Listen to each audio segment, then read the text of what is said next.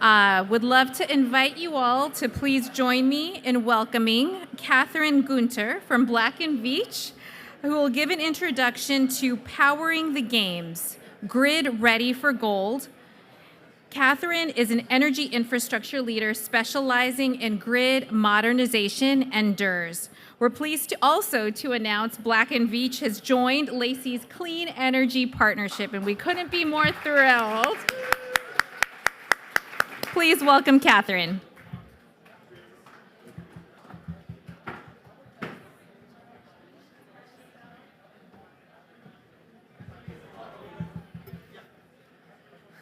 Thank you so much for that introduction, Estelle.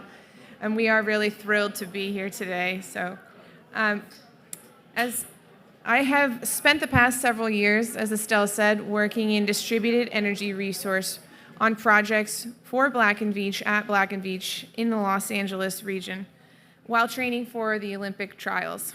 In 2024, I competed for the final spot on the U.S. Olympic road cycling team. Preparing for that meant countless rides across Los Angeles County from my home in Pasadena to every corner of the region. So being here today to talk about the Olympic preparations and how Black & Veatch can help power the games alongside LACI with clean energy is truly an honor. I'm proud to represent Black & Veatch, a company that for more than 100 years has worked at the intersection of energy, water, and human critical infrastructure. Here in Los Angeles, our team is thrilled to be a part of the Clean Energy Partnership with LACI, right in the community where we live and work. We want to make a positive impact here.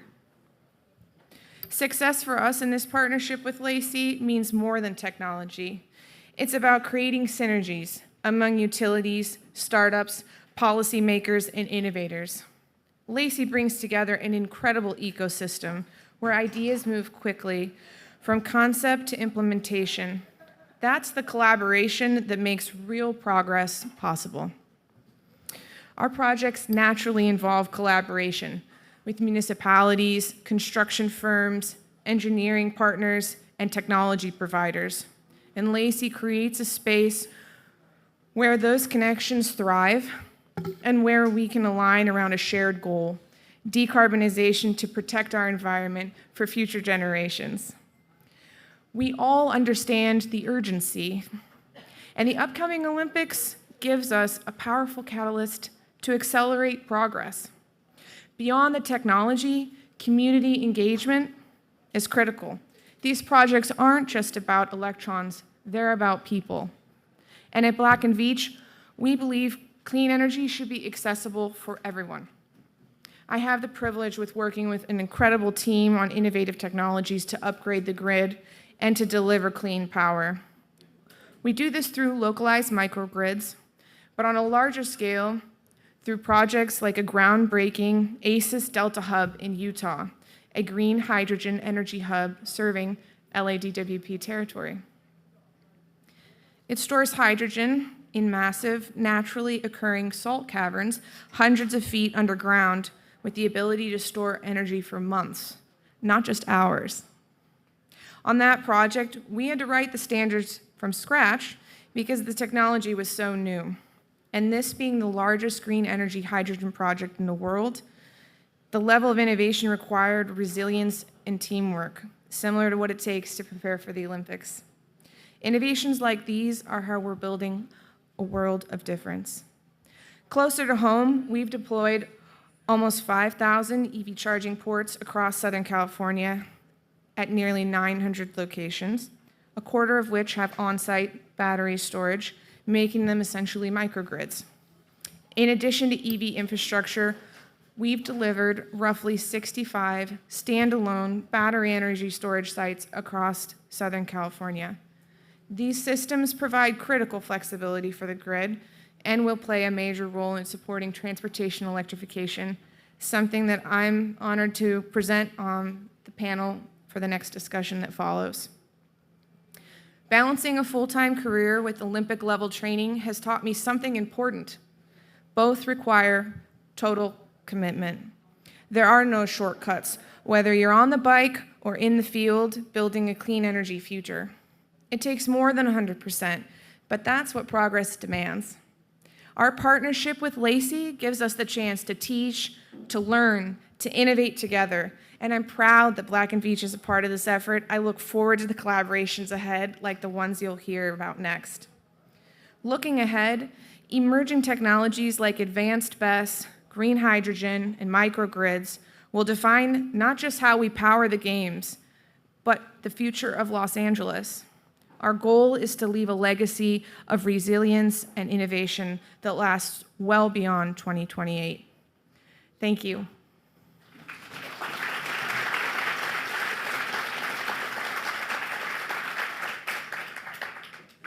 And now I'd like to introduce the next panel. Mayte Sanchez from LACI will be our moderator. Greg Sarvas with LADWP will also be on this panel. Mark Esguerra with SCE, Shea Hughes with Scale Microgrids, and Amy McGuire with Highland Electric. Thank you all.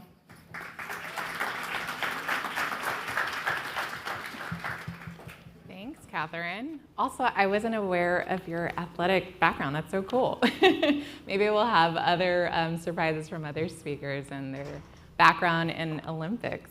So yeah, it's a pleasure to be here with you all today. Today, I thought it would be really helpful to just get started about energy planning. When we think about the Olympic Games, what does that mean? For a lot of people here, you're probably not thinking about the Olympic and the Olympic dates as much as our panelists, but as a reminder, the Olympic Games will be taking place on July 14th through the 30th in 2028.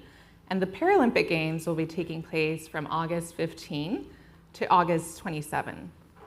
So for our climate, we know that this is hot and dry. So as we think about the weather and the climate effects, we also know that LA28 has made specific energy commitments for the Games. So they've committed to providing 100% renewable clean energy for all venues. And where they do need temporary power, they're looking to procure lower carbon technologies such as solar and batteries, so as we all are familiar with, microgrids, for instance. And then, so as we're looking at that, as we're looking at not only the commitments and the timeline, it's also going to be one of the largest electricity draws in LA. So I'd like to get started first with Mark and Greg. From the utility perspective, how are you both thinking about this in terms of planning for this electricity draw while also ensuring that the rest of the reliability of the city is maintained? I'll start off. So maybe I will mention, when you think of clean energy and with what's going on in California, we've been a leader in distributed clean energy for many, many years. If you look at some of our stats, we have over 17 gigawatts of behind the meter rooftop solar. That's huge, 17 gigawatts. And then if you look at within Southern California Edison service area, we have about a little bit over 6 gigawatts of that on our own. So we've been really driving efficiencies to get as much of that renewable power put in place. But the story doesn't end there. What we've also seen is that we also have distributed energy storage. Those are like the power walls, things of that nature. State-wise, we're a little bit under 3 gigawatts, maybe about 2.8 gigawatts behind the meter. Edison has 1.3, and we continue to drive and find ways to help our customers interconnect so that we can bring that clean power to help offset that demand as when the customers really need it. And so wanted to start off with that, and then when you look back at what we were doing to get ready for the Olympics, it all started with understanding what are the expected demands that we're going to be experiencing from these games. And we had a really tough job, Greg and I. We had to go to Paris, meet with the Paris utilities. It was such a hard job to find out, what were you guys doing out there? What were you expecting? So nonetheless, we worked with the International Olympic Committees, finding out what the demands are, and then really we took that information to start modeling it against what our grid is projected to experience, and really went from there to understand what are the bottlenecks, where are the areas, what are the opportunities. So it started with some good grid planning and really identifying what the key upgrades would be needed, and understanding some of the challenges that are going out in the market around materials is really identifying those long lead times as soon as possible to really get our order in, understanding what do you have in the books, and developing different scenarios of if you have to shift materials to make room for the Olympics, what does that look like? So I'll start off with that. Yeah, from LADWP's perspective, like Mark said, it's not that much different than what we have been doing for the last few years and what we do every day planning for the 1.5 million customers that we have here in LA. The games will be a huge draw on the grid that we have right now, but we have been planning for this every single year. We update our distribution forecast. On the large grid scale side, we have a large mix of generation resources. So we have about 8,500 megawatts worth of generation capacity for a city that has reached 6,500 megawatts as our peak demand. So there are more resources available to go into the grid. When I think about reliability, there are two sides of it: adequacy and then resilience. So on the adequacy side, we're making sure that there are lots of different sources of generation that is changing over time. Right now, we have added a bunch of wind and solar to the grid so that now, this is the first Monday I've been able to say, there is no coal power in the city of Los Angeles at all anymore. And so we're continuing to bring these new resources online, adding batteries to make sure that the solar and the wind can provide power after the grid, after the sun goes down when the wind is not blowing. But we'll need to be supplementing that with additional generation resources that are based here in the basin so that we're not reliant on transmission lines to bring them in, and that we can be resilient here in the basin. On the distribution side, though, it's a little bit different. We do have some constraints on the substations and the wires that are out there. So like Mark alluded to, we've been including that in our annual planning process for the last few years. So in many cases, we've identified some upgrades that were planned that we can move forward in the schedule so that they can get done ahead of the games so that the games can benefit from them, but also so that we don't have planned maintenance out there during the games, during a heightened period. We started putting an inventory together of all the large major events so that we increase the situational awareness at the grid level. So if there's work that can be deferred, we avoid that. Of course, trouble is trouble, it's going to show up. We've gone through and extended our power system reliability program to all of these venues so that we're scheduling the inspections and then the fix-it tickets. This is part of our normal work that we do every day out there, but making sure that we're not scheduling those inspections during the games or that it has gone a long period elapsed without eyes being put on this critical equipment. I always say that the more you know about the electricity sector, the more I'm just like, it's magic. But obviously behind that magic, there's a lot of hard work and a lot of planning that goes into it. So it is reassuring to kind of also hear, yeah, this is different, but it's not different from anything that we would have already been planning for. Now we just have to essentially consider new inputs into the modeling. I guess still on the planning end, Amy, coming over to you with Highland Electric. You know, Highland Electric is official Olympic sponsor. You all committed to provide 500 electric school buses as well as the related charging infrastructure. What are you all considering in terms of this delivery and ensuring that we have those 500 buses here? Yeah, thanks. Mostly we're throwing a wrench in the mix. No, I'm just kidding. We are working really closely with our utility partners, of course, but just to back up a little bit, for those of you that aren't familiar with Highland, we're a fleet electrification service provider. So what that means is for our primary vehicle sector, which is school buses, we help school districts across the country find funding and then deploy electric school buses to replace what they typically operate, which is diesel vehicles. So we're cleaning up school fleets across the country every day, and that's really what we're doing to prepare. Is similar to what my fellow panelists were saying. We're staying the course. We want to make sure that school districts across the LA Basin can also benefit from fleet electrification, and then we are going to showcase that electrification by providing transportation for the LA 28 venue staff throughout the games, and both the Olympics and the Paralympics. So it's a super exciting opportunity for us. Of course, it means that we need to make sure that we have all of those vehicles operational and that they can charge here within the LA Basin. And that requires a lot of coordination with everyone.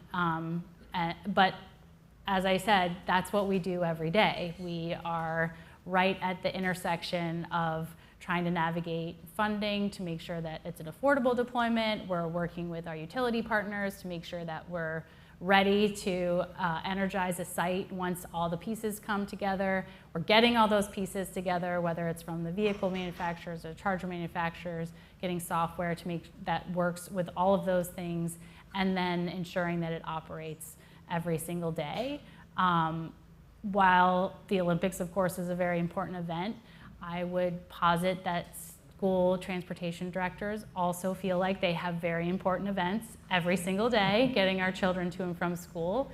So I think we're really well positioned to help deliver on what will be, no doubt, a really exciting time in LA. That's really, really exciting. Shea, coming over to you from a microgrid development standpoint. So we've heard about the capacity needs that are coming online or that will be needing to come online. We're 2 years away. How do we ensure that as we're thinking about all this, we're really leveraging this moment in time to deploy more local clean energy in LA? What are things that we should be keeping in mind? Yeah, totally. So Scale Microgrids, so we are a microgrid developer, an asset owner and operator. And so how we can play a role in this ecosystem is, as Greg mentioned, the distribution grid is sometimes congested, and we do need more capacity at some of the Olympic venues at the large scale. Think this stadium that we're currently sitting in right now. In Mayte, last I checked, I think we still have 30 months because that's going to come into play. We have 30 months, which is barely enough time really to kind of get some of these projects planned and built and operating. To build an off-grid project is about 18 months kind of from tip to tail. So this is an on-site energy system that can supplement and augment the power needed to account for new EV charging loads or expansion ahead of the Olympics, or just temporary power needs of the games themselves. And so that 18 months is critical. We have a little bit of a buffer with the 30 months total, but we have proven that model right here in LA. We have a couple off-grid and semi-off-grid projects that are right here in La Puente to charge Class 8 electric trucks. This customer went to the utility. I won't say which one of utility, no, I'm kidding. Went to the utility, and the reality is that there is only so much time in a day, only so much time in the year. There was a queue at this location to get those substation upgrades done. There's obviously a cost to do that work as well. And in this case, it was too long for that specific customer's needs for their normal operations. So we came in and designed and developed that system and deployed it in about 18 months, predominantly renewables. So large-scale batteries, rooftop solar, carport solar. So we like to see ourselves as that extra tool that the utilities, these guys are going to get a heck of a lot done in the next 30 months.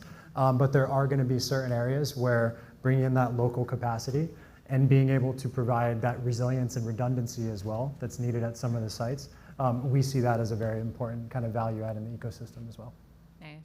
And yeah, it's important to be specific as time is so crucial. Amy, you mentioned that in order for us, or in order for you all, but for us to be successful specifically with the buses, a lot of coordination needs to take place. As you all have already been doing deployments, or as you're looking to do further deployments, are there areas where we might be able to modernize further, maybe low-hanging fruit that we can really take this time to call out, whether that's interconnection or permitting things that are coming up? Yeah, I think all of us in this room probably are thinking of this as really a moment in time where we can drive a lot of maybe our own personal pet projects, but also a lot of the policy issues that we want to see succeed. And there's just this, this unifying force that's really driving us. And I think that's the same for the nerdy things like interconnection as well. From my perspective, I think I'll just reiterate the coordination component. I think it's understanding the art of possible within a regulated utilities, and also how far we can stretch creativity within those bounds. Because I continue to be involved in all of our public utility processes across the country where Highland operates, but I don't think we're going to make massive changes on that level in time for LA28. What we can do, though, is work together and figure out how do we really optimize and refine what we're already doing. So things like flexible interconnection, that's something that our utilities offer already. We can get creative on, how much power do we actually need at a given site, and at what time of day, and on what day of the week, and at what time of the year. And if we can get that precise, we can, from a customer side, and give that information to our utility partners, they can help us go much, much further, much, much faster than just dropping something in their inbox and asking for it to be done by tomorrow. So that's really the direction that we're taking it. Of course, I'm going to push as hard as I can on the creativity, but I think that's how we can be successful is really understanding the framework within which we're all working. Yeah, and I know separately through our partnerships, we've been having discussions with Edison about sharing more information around some of those projects and seeing if we can leverage the flexible interconnection a little bit further. So excited to continue those conversations. Shea, coming over to you, what about from your end? Yeah, I think flexible interconnection, that's a great topic, and it's that in between, that sits in between, okay, well, if we can't build the project because there's not enough capacity for a fully kind of on-grid, grid-tied, multi-megawatt system, we don't want to go off-grid because we do think that these systems can have a long-term benefit to the grid. So how do we work together to, basically pick our spots as Amy articulately laid out. I think there's some more like mundane just aspects of the process that can get better coordinated and more efficient in terms of, the project managers on our side have to deal with many, many different teams and individuals kind of within the utilities and within the county or city kind of permitting AHJs that just creates a lot of inefficiencies and back and forths. And so perhaps, having a single point of contact to kind of help shepherd these critically important projects through ahead of the games is kind of an idea that we could bring to the table in terms of a possible change that perhaps could be made in the time that it takes before the games. Because to build an on-grid project today of the multi-megawatt scale, develop and build, is about a 2-year timeline, so 24 months, which is why the 30 months was important. So if we are to build on-grid, the permitting steps in California takes about 4 months to permit one of our projects. In some of our Northeast markets, it's less than a month. And so that just shows kind of what's possible. And again, on the utility interconnection side as well, I think if we can kind of work more efficiently together, there have been changes that have been made to some of the policies that some of our projects are first of their kind or one of the first of their kind. That's naturally going to take more back and forth and more learning on both sides in terms of safety and everything else the utilities are looking for.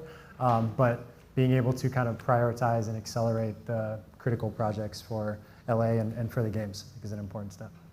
I will say, I think, and I'm sure you feel the same way, that there is a responsibility and an onus on us to really get our ducks in a row and be ready to share information, as much information as we can about what we want to achieve. And I do think that will help us, not only with things like flexible interconnection, but in that convening process to make everyone who might touch a project throughout the process understand what we're all trying to do and why, especially as I mentioned before, we're taking this, this great chance for legacy projects, for exciting deployments, and we can kind of all come together, perhaps even to improve the process going forward.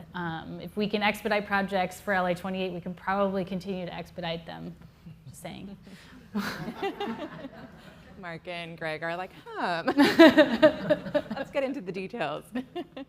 I guess, Mark, I did see you nodding your head when Shea proposed maybe there's like one point of contact. Has that been something that you all considered, or how do you kind of see the reality of the way that could shape up internally? For development of accelerating projects or on the new technologies? I guess I would even say, I don't know if it's necessarily accelerating, but for projects, we're hoping to get developed in time or by the 2028 games. Yeah, so when it comes to that, I think that's something that we'll always try to understand if there are opportunities to be able to fit projects in.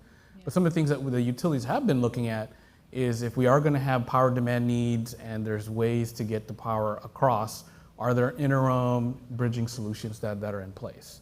And some of the more common bridging solutions that we've been working with a lot of our charging stations and our solar developers is on different charge management systems, things of that nature. Something that we've been working with a lot of our EV customers is a charge management system. So that's something that we're assessing, understanding real-time conditions, understanding if there's ability to charge or discharge, and something that we're also working on our transmission side, and this is to allow a lot of our energy storage customers, is a charge management, a sub-transmission charge management system, something that we're in the works. We're hoping to have this ready by sometime early 2027. Yeah. So it's going to give us some room to get to the Olympics. This will allow more energy storage to be able to take advantage of capacity during different hours to charge, so they can discharge when they're needed the most. So there are some opportunities there, and we are always open to working and collaborating not only with the interconnection customer, but the community that may have the generation or project in its backyard, to understand, well, what are their opportunities to be able to stage or fit this work in to be able to meet the larger needs. Great, thanks, Mark.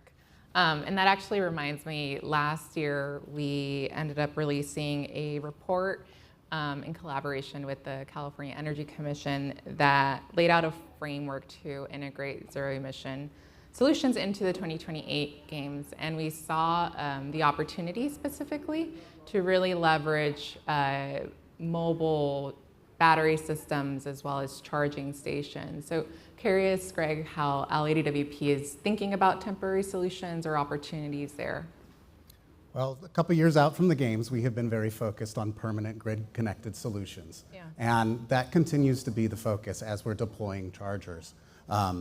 This infrastructure is incredibly expensive, right? So to put in a charging location for mobile chargers just to then take it out a few weeks later would not be something cost effective. Right. So one of the strategies that we have looked at was trying to identify other customers that are likely to electrify in the near future. Even though the Advanced Clean Fleets rule may not be in effect federally, there are plenty state and municipal fleets that are charging here right now that we know are subject to that.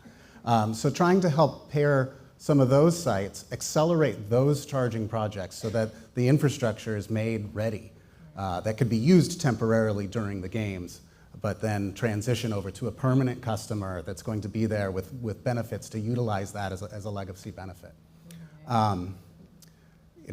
The choice of what to use at each of the venues or any of the uses around the games is going to be up to LA28 or our customers. So we as a utility can't dictate that. What we can do is work to make sure that the grid is reliable and is as adequate as possible until then. What I am hoping, before I joined the utility, I used to do entertainment electrician work. We would take out, like say you're doing the Academy Awards, they bring 2 generators out and run them in parallel so that either one can take the entire load in case the equipment fails. Well, what has changed recently is battery energy storage systems. So when you used to run 2 generators on and one being idle the entire time, consuming diesel fuel through your entire event, now you can use the grid as your primary source. And in the event of a grid outage, you can go over to that battery instantly. And it can start filling in that load for a few more minutes while you then start that generator. So you may still have fossil fuel in the generation mix, but by using battery energy storage effectively, you keep its consumption and therefore its emissions down to a minimum. Very cool. And I was actually, Greg mentioned right before we got on stage that he was originally a part of the planning for this venue on the electrical end, so I thought that was really cool how full circle and all comes around. It's the first time I've been here without a hard hat on. So we've been discussing a lot about what we're doing on the local level and what we need to do. But obviously this is beyond the local level, and really when I think about opportunities for collaboration, the state is top of mind. We know that the state has been supporting and is collaborating with us locally. But what are some of those areas where you see opportunities for further collaboration or ongoing collaboration? And I'll start off with you, Greg. Well, I think that we've started with the planning for the games. We've established a Games Energy Council and the first ever Games Water Council. So this is not just Los Angeles's games, it's coming to this entire region. And I think that we have found that there are places where we've divided up service territories and not shared best practices, not worked together to have the mutual aid response that we really need planning together as one air basin. Mark? The number one for me would be the opportunity to continue to collaborate. I think a lot of dialogue is going on here, but I think we continue to do more, is on the permitting and licensing side. And it becomes even more critical as we get into 2027 to ensure that we have all the necessary permits and licensing and agreement and alignment with the local communities to do the work that we're going to be doing in their areas, so that we can get the grid ready before the games. Yeah, and I know LACI is really interested in seeing any ways that we can support coordination or support collaboration there. So excited to explore that further next year. Shea? Yeah, the state has been an incredible supporter of our industry over the last maybe better part of 2 decades now. Leading on, just you can pick your stat, but we are leading kind of across categories in terms of distributed energy, clean energy deployments.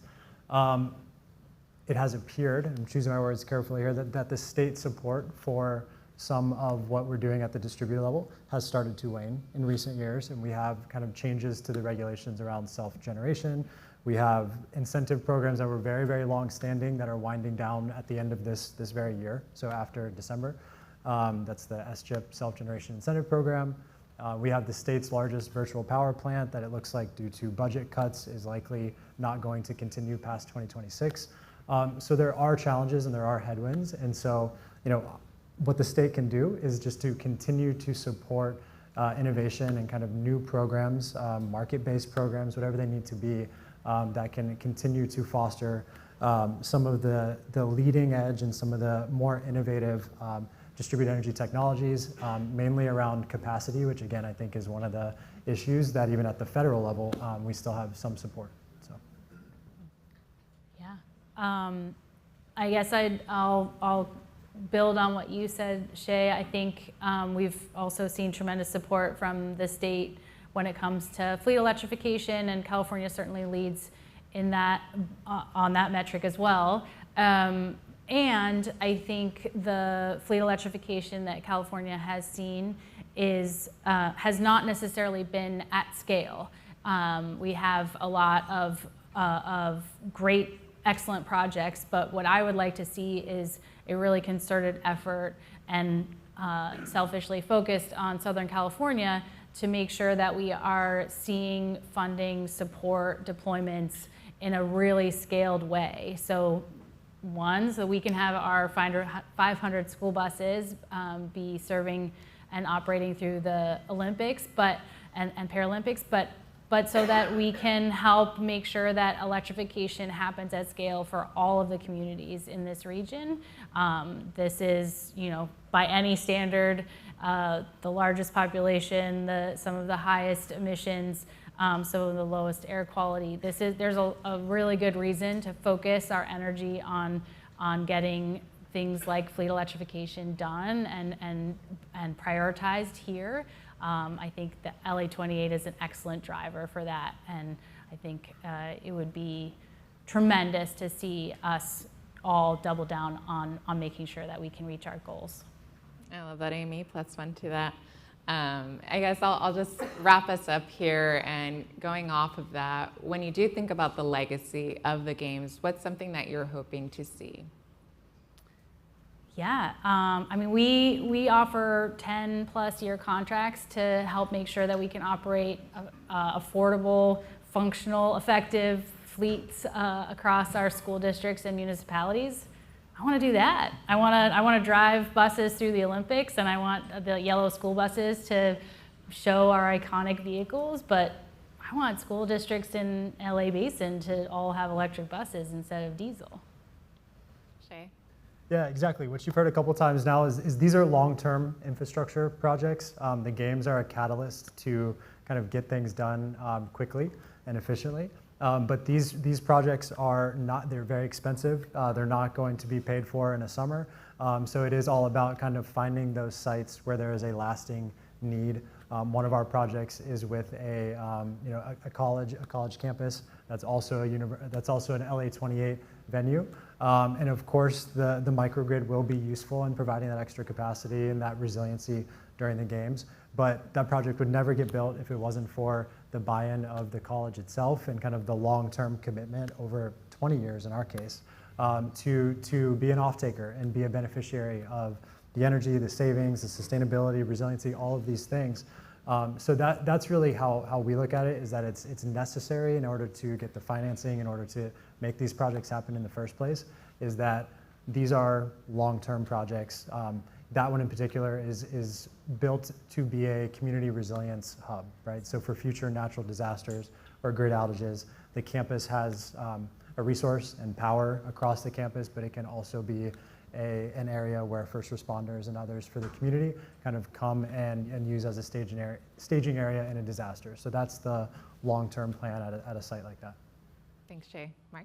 I see, my vision would be that we continue not just for the Olympics, but even through the Olympics and beyond, that we accelerate our adoption and our interconnection of clean energy resources. So continue to find ways to interconnect all the different new technologies that are coming out. The other is climate resilience, being able to retrofit and upgrade our grid so we can handle all the different threats that we're expected to see in our climate over the years to come. And then lastly, continue to drive the electrification, not only of our transport, but of our economy, and finding additional partnerships in order to do that. And so really we're hoping from this effort here that we don't just stop to LA28, that this opens the door really for those type of partnerships long lasting going forward. Great. We need to showcase the technologies that we have already proven around here and that California has led with, solar and EVs, sedans. And we also need to use this opportunity to showcase some of the newer technologies, eVTOLs, some of the larger fleet vehicles that people don't yet realize can be powered by electricity or hydrogen. We're not likely to have another event that has this much impact in any of our careers. And so we really need to use this moment to demonstrate where we are and where we're going, and that California is leading.